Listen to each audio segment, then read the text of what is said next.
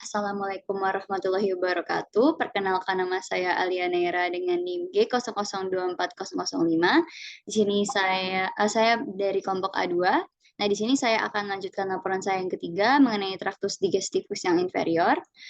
Nah, di mana di sini bagian-bagiannya itu ada, pertama saya akan menjelaskan mengenai perbedaannya iunum dan ileum, setelah itu saya akan menjelaskan mengenai struktur kolon secara umum. Setelah itu saya akan juga menjelaskan mengenai struktur anatomi yang berhubungan langsung dengan pengeluaran feses. Di mana pertama saya akan langsung saja ke perbedaan iun dan ileum. Jadi iunum ileum itu bisa dilihat secara makroskopi saja dulu, itu dari warnanya, di mana warnanya iunum itu akan lebih gelap dibandingkan ileum disebabkan iunum itu memiliki vaskularisasi yang lebih tebal dan lebih banyak dibandingkan di ileum.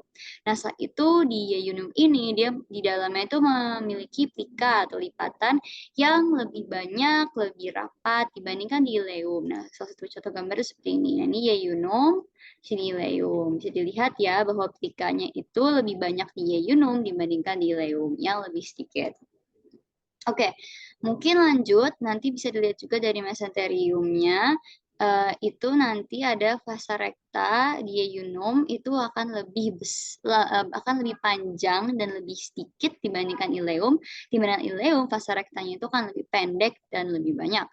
Sehingga ileum itu akan memiliki kaskade arterial yang lebih dikit, satu atau dua, sedangkan ileum itu akan lebih banyak dibandingkan ileum sebanyak 3 atau 4 gitu. Oke, mungkin saya akan saja langsung melanjutkan mengenai anatomi kolon atau intestinum crassum. Nah, ini bisa dilihat bahwa intestinum crassum itu dibagi menjadi beberapa bagian atau pars. Yang pada saat mulai masuk dari ileum, di sini ada cecum. Nah, cecum ini akan berhubungan langsung dengan appendix vermiformis. Setelah itu ke atas, maka karena ada kolon ascendant, setelah kolon ascendant dia akan membuat lipatan, yaitu flexura polydextra yang setinggi vertebrae lumbar 2. Habis itu dia akan lanjut jalar transfer. Nah, itu namanya kolon transversum dan dia akan buat lipatan lagi ke bawah, yaitu namanya lipatannya flexura collis sinistra yang setinggi lebih atas daripada flexura collis dextra yang tadinya dextra itu lumbar 2 ya, berarti sinistra ini vertebrae lumbar 1. Oke, mungkin lanjut dia ke bawah sehingga akan membuat kolon descendant dan dia akan belok. Nah, bagian pembelokan ini adalah kolon sigmoideum. Nah, setelah kolon sigmoideum baru dia akan lanjut ke bagian selanjutnya yaitu rectum dan analis. Tapi karena kita hanya akan membahas tentang kolon di bagian ini, ya kita akan fokus ke kolon.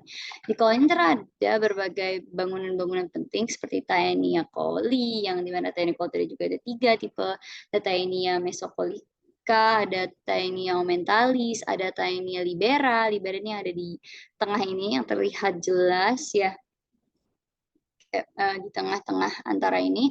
Nah, setelah itu mereka juga akan mempunyai suatu bangunan yang seperti yang menjepit ini, incisura, dan incisura ini akan membuat suatu bagian lagi yang namanya haustra coli, yaitu yang bulat-bulat seperti ya membulat-bulat inilah ya.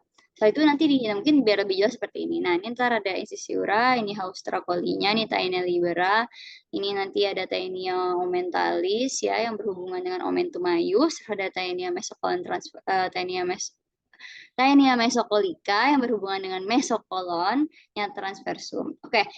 Saat itu nanti di bagian dalamnya kalau dibuka akan terlihat ada plika juga, lipatan. Nah, nama pelikatan itu seperti sebulan sabit sehingga namanya semilunares coli.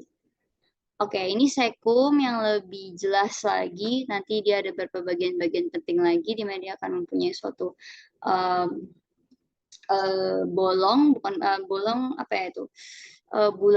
Bolongan lah ya. Itu ostium, ilaele itu yang dengan ileum, ada yang ostium appendicis vermiformis yaitu bolongan yang berhubungan dengan appendix vermiformis.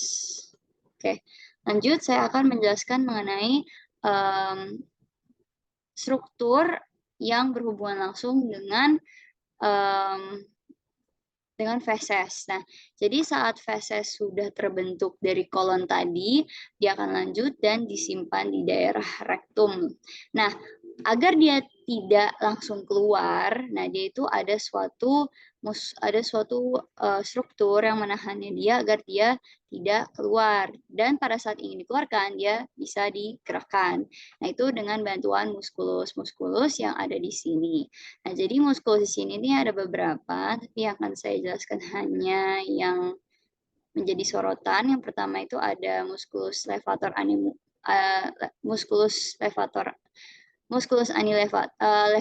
atau levator ani muscle yang ini. Sebenarnya di sini ada musculus corrugator ani juga, tapi tidak dituliskan. Nah, itu di sini juga ada musculus yang akan membentuk katup sehingga disebut sphincter seperti di gastroesophageal dan di pylorus. Nah, di sini akan ada sphincter. Nah, sphincternya juga ada dua, ada yang di internal, ada yang di eksternal. Yang di internal itu namanya internal anal sphincter, dan yang di luar ini namanya external anal sphincter, yang juga akan dibagi jadi tiga, dari yang pars profunda, ada pars superficial, terus ada pars subcutaneusnya. Oke, nanti bagian-bagian inilah yang akan menahan feses keluar dan juga akan mengaturnya apabila perlu dikeluarkan. Oke, mungkin itu saja dari saya. Mohon maaf apabila ada kekurangan, dan terima kasih untuk mendengarkan. Wassalamualaikum warahmatullahi wabarakatuh.